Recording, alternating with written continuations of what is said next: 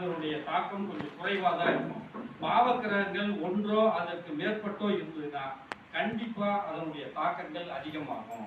ஏன்னா எனக்கு இருந்தது இப்போதான் ஆக்சிடென்ட் ஆகி 24 நாள் ஆச்சு. சரியா?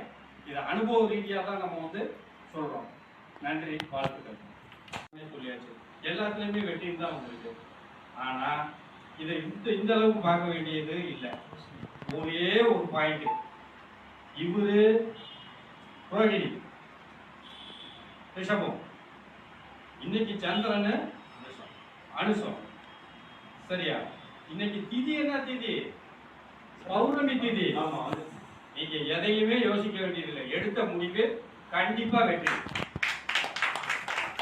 அவருக்காக அவருடைய ஜனனகால நட்சத்திரத்துக்கும் லக்னத்திற்கும் அது வெற்றியை தான் கொடுக்கும், மாற்றி கொடுக்காது. ஏன்னா இன்னைக்கு பௌர்ணமி திதி. இன்னைக்கு நாம எடுக்கிற எல்லாருடைய எண்ணங்கள்லையும் இன்னைக்கு வெற்றியை நோக்கி தான் எண்ணங்கள் போயிட்டு இருக்கும். கீழே இருக்கக்கூடிய நம்ம அந்த தாழ்வு மனப்பான்மையோட போகக்கூடிய எண்ணங்கள் யாருக்குமே இன்னைக்கு வராது. ஆனா அவர் ஐயா சொன்ன மாதிரி 3, 6, 8, 12 திசா புத்தி நடக்கிறவங்களுக்கு மட்டும்தான் அந்த மாதிரி இருக்கும். அதே மாதிரி இன்னொருத்தர் சொன்னார், திசா புத்தி நடந்ததுன்னா 3, 6, 8 திசா புத்தி நடந்ததுன்னா அண்ணன் மணிவேலன் சொன்னார். சரியா?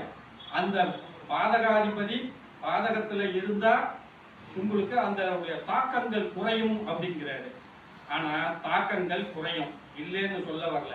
அதை திரும்ப அந்த பாதகாதிபதிய பாவக்கிரகங்கள் பார்த்தா இன்னமும் அவங்களுக்கு தாக்கம் அதிகமாகும்.